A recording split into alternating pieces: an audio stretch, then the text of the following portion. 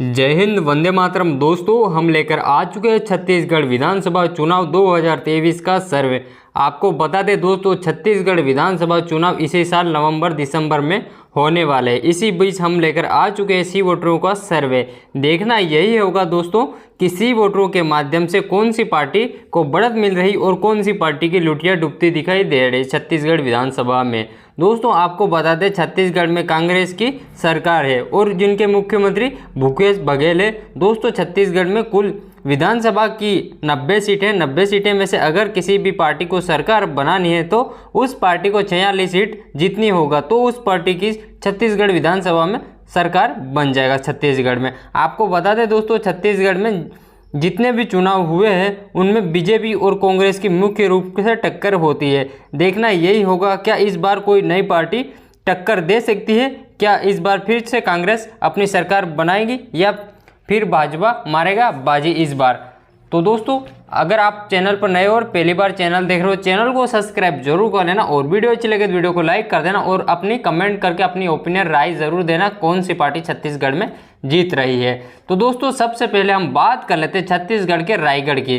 रायगढ़ में कुल विधानसभा की 5 सीटें, 5 में से बीजेपी को 1 सीट मिलती दिखाई दे रही और कांग्रेस को यहाँ पर 3 सीट मिलती दिखाई दे रही और यहाँ पर अन्य को भी 1 सीट मिलती दिखाई दे रही है। अगला जिला आ जाता जसपुर। जसपुर में कुल विधानसभा की 3 सीटें, 3 में से बीजेपी को 2 सीट मिलती दिखाई दे रही और कांग्रेस को यहाँ पर 1 सीट मिलती दिखाई दे रही।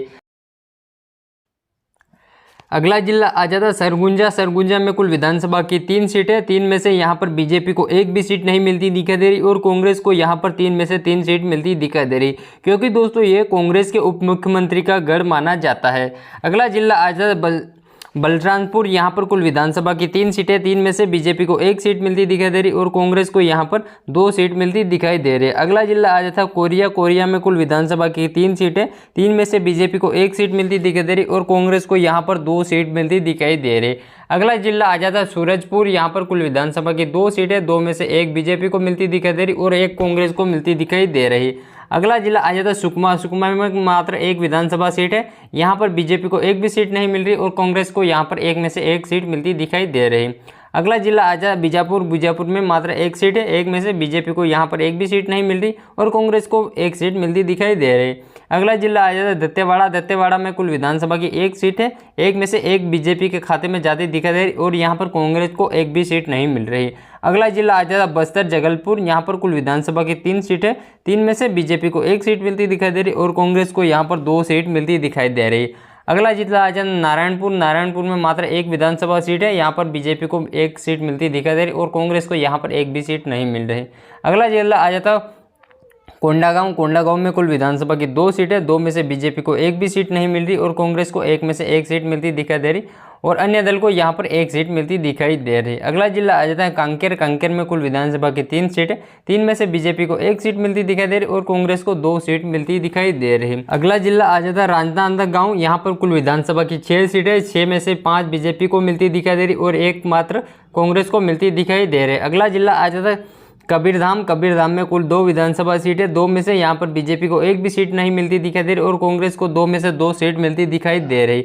अगला जिला आ जाता है बेमेंद्रा। यहाँ पर कुल विधानसभा की 3 सीटें, 3 में से बीजेपी को 1 सीट मिलती दिखाई दे रही और कांग्रेस को 2 सीट मिलती दिखाई दे रही। अगला जिला आ जाता दुर्ग। दुर्ग में कुल विधानसभा की 6 सीटें हैं, ये भूपेश बघेल का गढ़ माना जाता है दुर्ग। यहाँ पर बीजेपी को 1 भी सीट नहीं मिल रही और कांग्रेस को यहाँ पर 6 में से 6 सीट मिलती दिखाई दे रही। अगला जिला आ जाता है बालोद। बालोद में कुल विधानसभा की 3 सीटें, 3 में से 2 बीजेपी को मिलती दिखाई दे रही और कांग्रेस को मात्र 1 सीट मिलती दिखाई दे रही। अगला जिला आ जाता है धर्मतरी। यहाँ पर कुल विधानसभा की 3 सीटें, 3 में से 1 बीजेपी को मिलती दिखाई दे रही और 2 कांग्रेस के खाते में जाती हुई दिखाई दे रही। अगला जिला आ जाता है गरियाबंद। यहाँ पर कुल विधानसभा की 2 सीटें, 2 में से बीजेपी को 1 भी सीट नहीं मिलती दिखाई दे रही और कांग्रेस को 1 सीट मिलती दिखाई दे रही और अन्य दल को यहाँ पर 1 सीट मिलती दिखाई दे रही। अगला जिला आ जाता है रायपुर। रायपुर में कुल विधानसभा की 7 सीटें, 7 में से बीजेपी को 2 सीट मिलती दिखाई दे रही और कांग्रेस को यहाँ पर 4 सीट मिलती दिखाई दे रही और अन्य को यहाँ पर 1 सीट मिलती दिखाई दे रही। अगला जिला आ जाता है बालोद। बालोद बाजार। यहाँ पर कुल विधानसभा की 4 सीटें, 4 में से बीजेपी को 1 भी सीट नहीं मिलती दिखाई दे रही और कांग्रेस को मात्र 1 सीट मिलती दिखाई दे रही और अन्य दल को यहाँ पर 3 सीट मिलती दिखाई दे रही। अगला जिला आ जाता है महासमुंदा। यहाँ पर कुल विधानसभा की 4 सीटें, 4 में से 1 बीजेपी को मिलती दिखाई दे रही और कांग्रेस को यहाँ पर 3 सीट मिलती दिखाई दे रही है। अगला जिला आ जाता जांजगीर, यहाँ पर कुल विधानसभा की 6 सीटें, 6 में से 2 बीजेपी को मिलती दिखाई दे रही और 3 कांग्रेस को मिलती दिखाई दे रही और अन्य दल को यहाँ पर 1 सीट मिलती दिखाई दे रही। अगला जिला आ जाता है मुंगेली, मुंगेली में कुल विधानसभा की 2 सीटें, 2 में से 2 यहाँ पर बीजेपी को मिलती दिखाई दे रही और कांग्रेस को यहाँ पर 1 भी सीट नहीं मिल रही। यहाँ पर कांग्रेस की लुटिया डुबती दिखाई दे रही। अगला जिला आ जाता है बिलासपुर, बिलासपुर में कुल विधानसभा की 7 सीटें, 7 में से बीजेपी को 1 भी सीट नहीं मिलती दिखाई दे रही और कांग्रेस को मात्र 1 सीट मिलती दिखाई दे रही और यहाँ पर अन्य दल को 6 सीट मिलती दिखाई दे रही। अगला जिला आ जाता कोरबा, कोरबा में कुल विधानसभा की 4 सीटें, 4 में से 1 बीजेपी को मिलती दिखाई दे रही और कांग्रेस को 3 सीट मिलती दिखाई दे रही। तो दोस्तों ये था छत्तीसगढ़ विधानसभा चुनाव का ओपिनियन पोल। तो सारा काउंट करने के बाद बीजेपी के खाते में 21 सीट जाती दिखाई दे रही और कांग्रेस को 54 सीट मिलती दिखाई दे रही और अन्य दल को यहाँ पर 15 सीट मिलती दिखाई दे रही। तो दोस्तों अगले वीडियो में जल्दी मिलते हैं, तब तक के लिए जय हिंद, जय भारत, वंदे मातरम।